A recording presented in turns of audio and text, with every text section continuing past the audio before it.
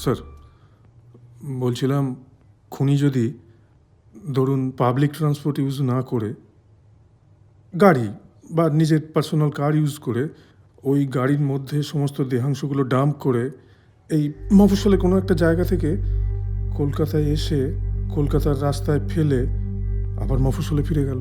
যার কাছে পার্সোনাল কার থাকবে সে খুন করার পর দেহাংশগুলিকে কেটে সেই দেহাংশগুলিকে ঢাকা দেওয়ার জন্য তার কাছে আরো বেটার ইনফ্রাস্ট্রাকচার এলিমেন্ট থাকবে। Am I right sir?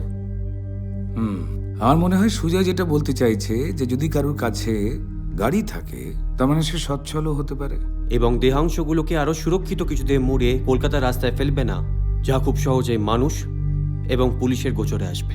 কিংবা তার যদি ইচ্ছা করত সে দেহাংশগুলোকে নিয়ে নির্জন কোনো জায়গায় নিজের গাড়ি করে নদী, পাহাড়, জঙ্গল ফেলতে পারত, পুঁততে পারত, কিংবা জ্বালিয়েও দিতে পারত। তাহলে আমরা এই সিদ্ধান্তে উপনীত হতে পারি যে আমাদের খুনি অর্থনৈতিকভাবে সচ্ছল নয় এবং তার গাড়ি থাকা সম্ভব নয়। একদম ঠিক স্যার। আর কি জানতে পারি? আমাদের খুনি মধ্যবিত্ত স্যার। শুধু মধ্যবিত্ত নয়, তিনি যুগান্তরের পাঠক এবং সবথেকে বড় কথা তিনি শহর কলকাতার বাসিন্দা। That's it! এই যে ধরো, এইদিকে ধরো। এই कितना हुआ? 2 आना बाबू। अरे 1 आना रखिए। नहीं अरे नहीं नहीं नहीं। अरे नहीं नहीं नहीं আজকে যদি তুমি 2 আনা পেয়ে যাও তাহলে কালকে কিসের জন্য বাঁচবে? মূর্খ আদমি। 1 আনা। হ্যাঁ চলো চলো চলো।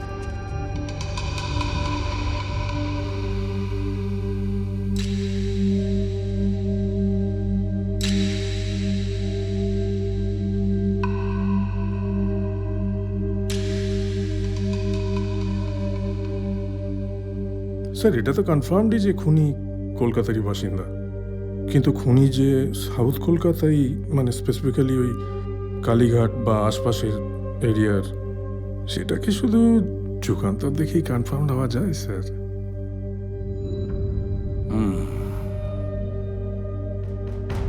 এটা হতেই পারে যে খুনি উত্তর কলকাতায় খুন করে দেহাংশগুলোকে দক্ষিণ কলকাতায় ফেলে এসেছে।